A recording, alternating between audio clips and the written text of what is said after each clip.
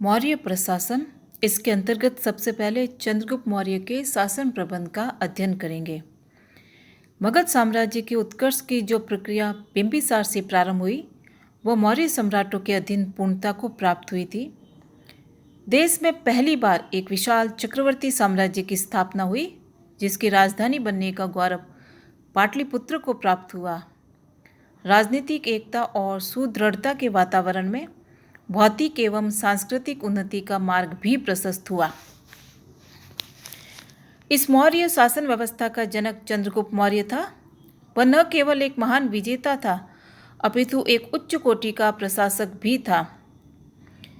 युद्ध के समय वह जितना स्फूर्तिवान था, शांति काल में उससे अधिक कर्मठ भी था। उसी के नेतृत्व में भारतवर्ष ने प्रथम बार राजनीतिक केंद्रीकरण को देखा और चक्रवर्ती सम्राट की अवधारणा को व्यावहारिक रूप भी प्रदान प्राप्त हुआ। उसने जिस विस्तृत शासन व्यवस्था की नींव डाली, उसके अनेक तत्व यद्यपि ईरानी और यूनानी शासन से ग्रहण किए गए थे, तथापि पर्याप्त अंशों में वह अद्भुत और मौलिक था। इस शासन व्यवस्था का चरम लक्ष्य प्रत्येक परिस्थिति में जनता का हित साधन करना था। चंद्रगुप्त मौर्य की शासन व्यवस्था की जानकारी कौटिल्य के अर्थशास्त्र, मेगस्थनीज के इंडिका के साथ साथ रुद्रदामन के गिरनार अभिलेख से भी प्राप्त होती है। शासन व्यवस्था में सबसे पहले सम्राट। चंद्रगुप्त मौर्य की शासन व्यवस्था का स्वरूप राजतंत्रात्मक था। प्रथम बार कौटिल्य के अर्थशास्त्र में राज्य की सुस्पष्ट परिभाषा प्राप्त होती है, जहाँ वह इसे 7 प्रकृतियों की समष्टि कहता है। इनमें राज सम्राट की स्थिति कूट स्थनीय होती थी। राजा में सभी प्रकार के अधिकार एवं शक्तियाँ निहित थी, किंतु सम्राट अपनी देवी उत्पत्ति के सिद्धांत में विश्वास नहीं करता था। वह सैनिक, न्यायिक, वैधानिक एवं कार्यकारी मामलों में सर्वोच्च अधिकारी था। इसके साथ ही वह सेना का प्रधान सेनापति, न्याय का प्रधान न्यायाधीश, कानूनों का निर्माता भी था। शस्त्र और राजा के न्याय में विरोध होने पर अंतिम को ही प्रमाण माना जाता था। वह साम्राज्य के सभी महत्वपूर्ण अधिकारियों की नियुक्ति करता था। इस प्रकार वह प्रशासन का प्रमुख स्रोत था। उसकी दिनचर्या अत्यंत कठोर थी। मेगस्थनीज लिखता है कि वह दिन में नहीं सोता था, अपितु निर्णय देने या अन्य सार्वजनिक कार्यों के लिए पूरे दिन राजसभा में बैठा रहता था तथा प्रजा के प्रतिवेदनों को सुना करता था।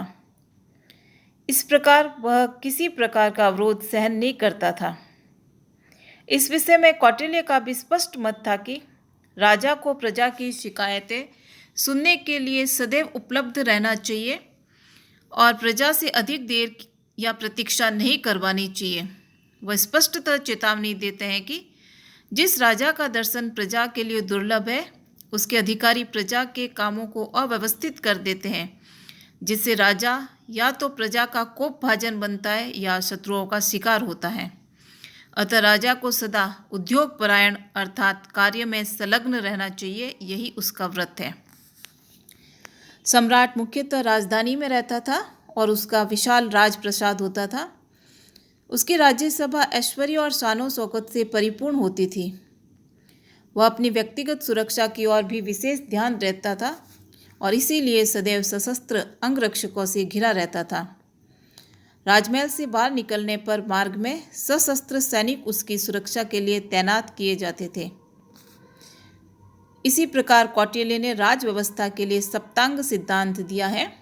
किसी भी राज्य को होने और उसके बनाए रखने और उसकी रक्षा के लिए इस सप्तांग यानी राज्य के 7 अंगों का होना अनिवार्य बताया है। ये 7 अंग है: सम्राट या राजा, अमात्य, जनपद, दुर्ग, कोश, बल तथा मित्र। अमात्य मंत्री या मंत्री परिषद। सम्राट अपने कार्यों में अमात्यों, मंत्रियों तथा अधिकारियों से सहायता प्राप्त करता था। अमात्य या सचिव एक सामान्य संज्ञा थी, जिससे राज्य के सभी प्रमुख पदाधिकारियों का बोध होता था। यूनानी लेखक इन्हें सभासद तथा निर्धारक कहते हैं। ये सार्वजनिक कार्यों में सम्राट की सहायता करते थे। उनकी संख्या यद्यपि कम थी, तथापि वे अत्यंत प्रभावशाली थे। प्रशासन के प्रमुख पदाधिकारियों का चयन उन्हीं के परामर्श से किया जाता था, किंतु वे सभी मंत्री नहीं होते थे। राजा या सम्राट अपने अमात्यों में से जो सभी प्रकार के आकर्षण से परे हुआ करता था, मंत्री नियुक्त करता था, और ये मंत्री एक छोटी उप समिति बनाते थे जिन्हें मंत्रिण कहा जाता था। इसमें कुल 3 या 4 सदस्य होते थे। आत्ययिक यानी जिसके बारे में तुरंत निर्णय लेना हो, उन विषयों में मंत्रिण से परामर्श की जाती थी। संभवतः इसमें युवराज, प्रधानमंत्री, सेनापति तथा सन्निधाता, कोषाध्यक्ष को कहा जाता था, वो होता था, आदि सम्मिलित थे। मंत्रिण के सदस्यों को 48,000 पर्ण वार्षिक वेतन मिलता था। पर्ण मौर्य काल में चांदी का सर्वोच्च सिक्का होता था। मंत्रिण के अतिरिक्त एक नियमित मंत्री परिषद भी होती थी, जिसकी सदस्य संख्या अवश्य ही काफ़ी बड़ी रही होगी, क्योंकि कौटिल्य के अनुसार बड़ी मंत्री परिषद रखना राजा के अपने हित में होता है और इससे उसकी मंत्र शक्ति बढ़ती है। मंत्री परिषद के सदस्यों को 12,000 पर्ण वार्षिक वेतन मिलता था। आवश्यक कार्यों के विषय में निर्णय के लिए इनकी सभा बुलाई जाती थी और बहुमत से निर्णय लिया जाता था।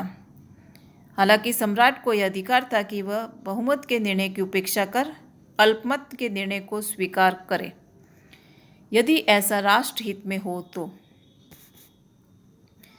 अर्थशास्त्र में मंत्री परिषद को एक वैधानिक आवश्यकता बताया गया है। उसके अनुसार राजत्व केवल सबकी सहायता से ही संभव है, सिर्फ एक पहिया नहीं चल सकता। अतः राजा को सचिवों की नियुक्ति करनी चाहिए और उनसे मंत्रणा लेनी चाहिए। इसी प्रकार अन्यत्र वर्णित है कि राजवृत्ति 3 प्रकार की होती है: प्रत्यक्ष, परोक्ष और अनुमेय। जो अपनी आंखों से देखा जाए वह प्रत्यक्ष है, जिसे दूसरे लोग बताए वह परोक्ष है, तथा कृत कार्यों को देखकर शेष का अनुमान कर लेना ही अनुमेय है।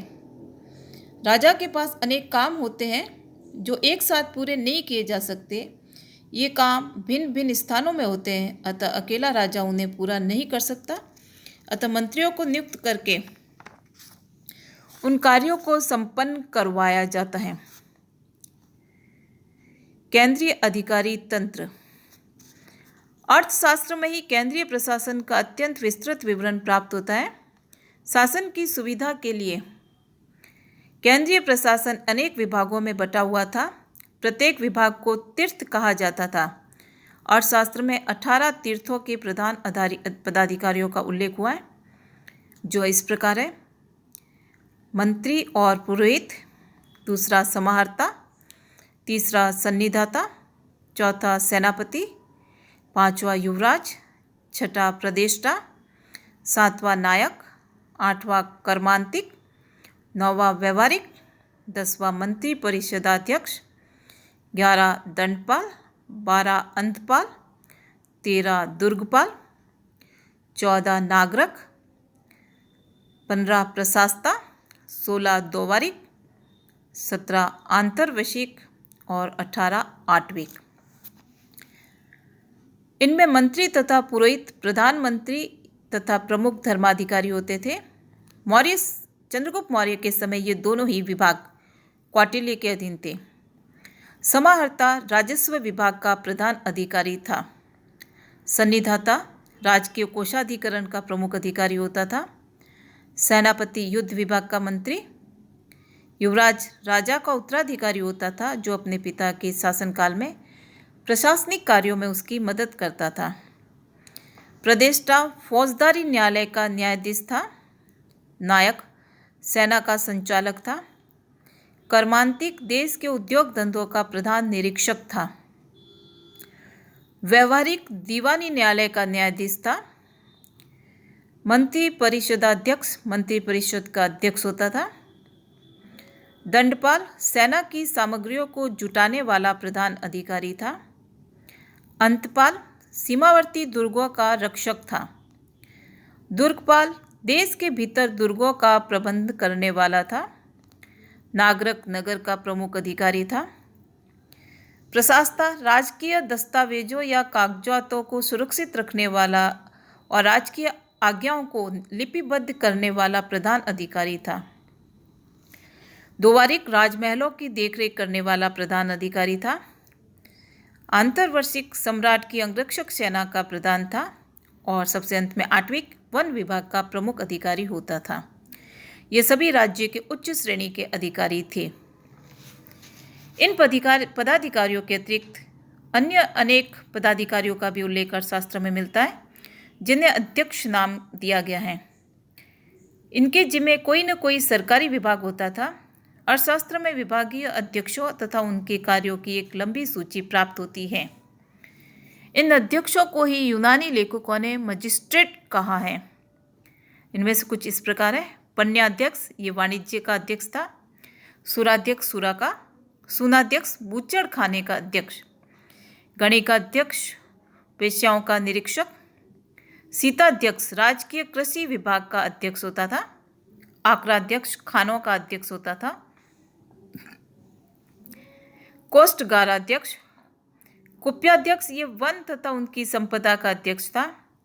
आयुधगाराध्यक्ष आयुध से संबंधित, शुल्काध्यक्ष शुल्क से संबंधित, सूत्राध्यक्ष कताई बुनाई विभाग का अध्यक्ष होता था। लोहाध्यक्ष धातु विभाग का अध्यक्ष होता था। लक्षणाध्यक्ष छापे खाने यानी प्रिंटिंग प्रेस का अध्यक्ष होता था। सुवर्णाध्यक्ष सुवर्ण का, गोपाध्यक्ष पशु विपणन विभाग का अध्यक्ष होता था। विविधताध्यक्ष चारागाह का अध्यक्ष होता था। मुद्राध्यक्ष पासपोर्ट विभाग का अध्यक्ष होता था। नवाध्यक्ष जहाज रानी विभाग का अध्यक्ष होता था। पत्तनाध्यक्ष बंदरगाहों का अध्यक्ष, संस्थाध्यक्ष व्यापारिक मार्गों का अध्यक्ष और देवताध्यक्ष धार्मिक संस्थाओं का अध्यक्ष होता था। मौर्य के केंद्रीय प्रशासन में इन अध्यक्षों का महत्वपूर्ण स्थान था और उन्हें 1000 पौंड वार्षिक वेतन मिलता था। मजिस्ट्रेट के कार्यों का वर्णन करते हुए मेगास्थनीज लिखता है कि इनमें से कुछ बाजार, कुछ नगर, कुछ सेना के अधिकारी थे।